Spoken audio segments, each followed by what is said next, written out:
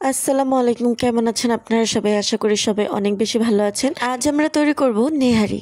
এইগুলো জিরে এটা কি বুঝো না, এটা হচ্ছে জয়ত্রী জয়ফল, এই হচ্ছে ধনিয়া, এই হচ্ছে গোলমরিচ। গোলমরিচের ভিতরে বেটারা কিন্তু পেঁপেরাডিও দিয়ে দেয়। তো এই হলো কিছু মশলা যা আমার আম্মু স্পেশালি নেহারি রান্না করার জন্য কিনে এনেছিলেন। আর এখানে রয়েছে নেহারির জন্য যে পায়ার প্রয়োজন সেগুলো, এবং এর মধ্যে দিয়ে দিচ্ছে পেঁয়াজ কুচি এবং কাঁচামরিচ কুচি, এবং এর মধ্যে দিয়ে দিচ্ছে দারুচিনি, এলাচ, লং, গোলমরিচ এবং জয়ত্রী জায়ফল।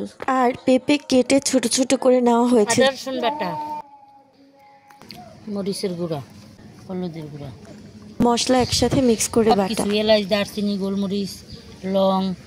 এবার স্বাদ মতো লবণ এবং পরিমাণ মতো তেল দিয়ে দিচ্ছে, দিয়ে ভালোভাবে মিক্স করে নিতে হবে।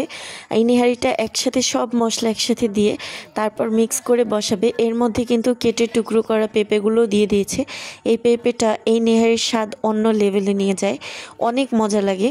যেটা আমার কাছে তো পার্সোনালি খুবই ভালো লাগে নেহারির মধ্যে পেঁপে দিলে, কারণ এই পেঁপেগুলো পরে গলে যাবে এবং অনেক সুন্দর চমৎকার একটা গ্রেভি তৈরি হবে, যা দিয়ে রুটি দিয়ে খেতে এত দারুণ লাগে যে আপনি ভাবতেও পারবেন না।